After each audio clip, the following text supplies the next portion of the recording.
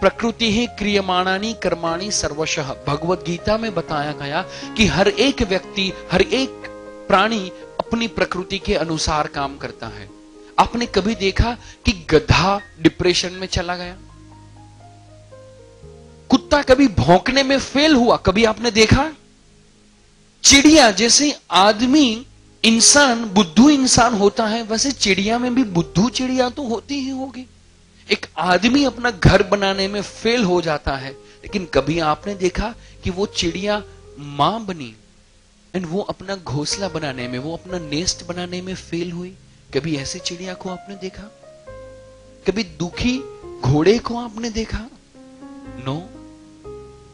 प्रकृति में खुशी है, और वो खुशी क्यों है? क्योंकि गधा अपनी प्रकृति के मुताबिक काम करता है, चिड़िया अपनी प्रकृति के मुताबिक काम करती है। चिड़िया घोड़ा बनने की कोशिश नहीं करती, और जो घोड़ा है गधा बनने की कोशिश नहीं करता। लेकिन हमारे जीवन के अंदर पूरी रेस उसी के ऊपर डिपेंडेंट है कि उसके जैसी गाड़ी कैसे आ जाए, उसके जैसा नॉलेज कैसे आ जाए, उसके जैसी डिग्री कैसे आ जाए। उसमें वो व्यक्ति खुद को कैसा होना है वही भूल जाता है, और वही सही और सभी दुखों का जड़ है। रविंद्रनाथ टैगोर, उनके 8 भाई बहन थे, और उनकी मम्मी पापा ने उनकी डायरी में लिखा हुआ है, और बच्चे तो ठीक, लेकिन मुझे रविंद्र से कोई भी अपेक्षा नहीं है, क्योंकि वो मैथमेटिक्स में उसको मास्टर बनाना चाहते थे और वो मैथ्स नहीं पढ़ सकता था। जब वो टीचर मैथ्स पढ़ाते थे तो रविंद्रनाथ टैगोर उनका पिक्चर बनाते थे, उसके ऊपर कोई कविता लिखते थे, एंड उनके टीचर ने भी कहा था कि ये बच्चा आगे जाके कुछ नहीं कर पाएगा, लेकिन उन्होंने अपनी प्रकृति को जाना था, एंड वो प्रकृति के अनुसार वो प्रोफेशन में गए, तो वो अच्छे से लेवल पे पहुंच पाए। वो शायद नहीं पढ़े थे, लेकिन उन्होंने लिखी हुई कविता हम पढ़ रहे हैं।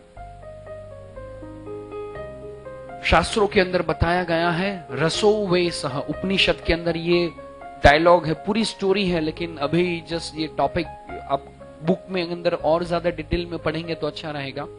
शास्त्रों के अंदर बताया गया है, रसो वे सह, उसका मतलब होता है रस ही सब कुछ है। आप अभी जिंदा हो इसलिए क्योंकि जीवन में आपका रस है। जिस दिन वो रस उठ जाता है, इंटरेस्ट हट जाता है, आप डिप्रेशन में चले जाते हो एंड उसके बारे में सोचते हो कि कैसे जीवन को मैं कम करूं। आप सुन रहे हो जस्ट बिकॉज आपका ये चीज जानने में इंटरेस्ट है। कोई भी चीज यदि इंटरेस्ट नहीं हो तो हम नहीं कर पाते।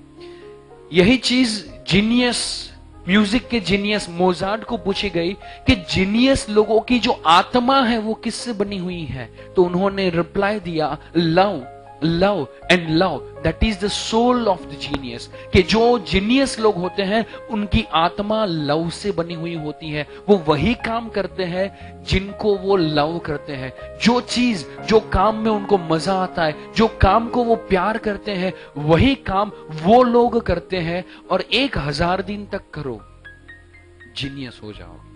जो भी काम, जो भी चीज आपको पसंद है, पूरी फॉर्मूला है, आप बुक में डिटेल में पढ़ेंगे तो और ज्यादा पता चलेगा। लेकिन 1000 दिन जो भी काम में आपका इंटरेस्ट है वो यदि आपने किया तो वो फील्ड के अंदर लोग आपको जीनियस कहेंगे। महाभारत के अंदर ये स्टोरी सभी ने देखी हुई है। भीम है, अर्जुन है और सारे 5 पांडव, इनके अगेंस्ट में लड़ाई करने के लिए कौन थे? कौरव। वो कितने थे? 100 कौरव थे एंड यहाँ पे 5 पांडवास थे।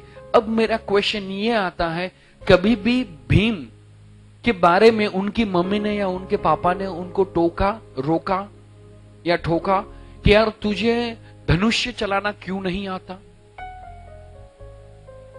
भीम को बोला कि तुझे गदा तो चलानी आती है लेकिन तू ये भी सीख ले। युधिष्ठिर को कभी बोला गया कि तू धनुष्य चलाना सीख? अर्जुन को कभी बोला गया कि तू भीम की तरह खाना सीख और तू गदा चलाना सीख? नो। हर एक 5 के 5 थे। वो पांचों की जो यूनिक एबिलिटी थी, जो स्पेशलिटी थी, जो उनकी नेचुरल टैलेंट थी, जो उनकी प्रकृति थी, जो उनका एरिया ऑफ इंटरेस्ट था, उन्हीं को उनके गुरु के द्वारा डेवलप किया गया। एंड वो 5 थे और सामने 100 थे।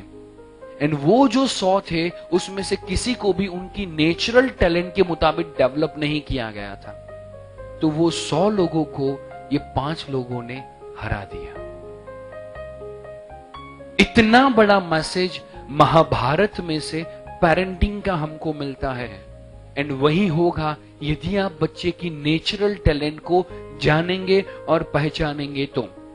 सोक्रेटिस ने भी सेम बात कही है, नो थाई सेल्फ, खुद को पहचानो। खुद को पहचानने का मतलब वो नहीं था कि मैं कहां पे रहता हूं, मेरा नाम क्या है, मेरी बीवी का नाम क्या है, बच्चे का नाम क्या है। वो उनका कहने का मतलब नहीं था।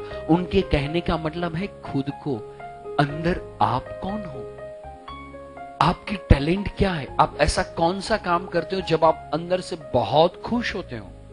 ऐसा कौन सा काम है, उसको यदि आप जानोगे, जैसे सोक्रेटिस के लिए था थिंकिंग, वो उनकी नेचुरल टैलेंट था, वो उनकी पर्सनालिटी था, वो उनकी प्रकृति था।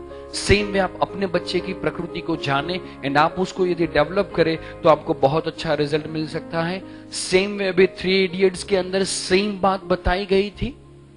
3 इडियट्स के अंदर कि जो बच्चे की नेचुरल टैलेंट है, यदि आप उसी को डेवलप करते हो तो वो बच्चा जीनियस बनेगा, फुनसुक वांगड़ू बनेगा।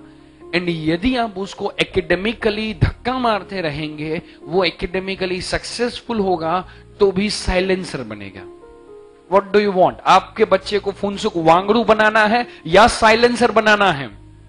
तो आपको उसकी जो नेचुरल टैलेंट है उसको आपको जानने के लिए उसको अलग अलग एक्टिविटीज के अंदर दाखिल करना पड़ेगा।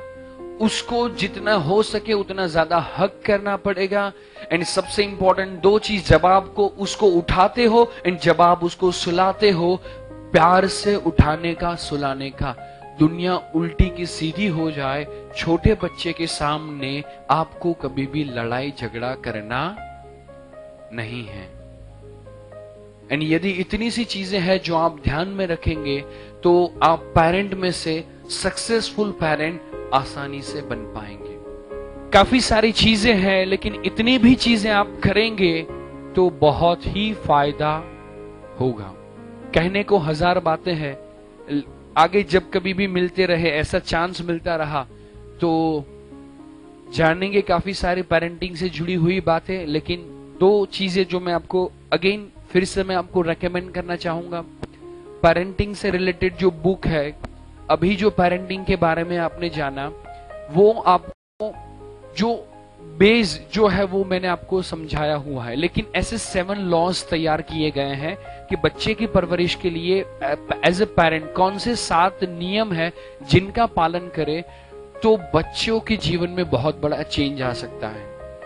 ऐसे 7 लॉज वर्कशॉप के अंदर भी सिखाए जाते हैं। तो जब कभी भी ऐसा आपको चांस मिले तो फुल डे के वर्कशॉप में आप आ सकते हैं, या तो पेरेंटिंग की बुक गुजराती या इंग्लिश दोनों लैंग्वेज में अवेलेबल है, वो आप ले सकते हैं, या तो पीजे स्किल के अंदर पेरेंटिंग या लीडरशिप और कोई भी चीज आप सब्सक्राइब करवाना चाहते हैं तो कर सकते हैं।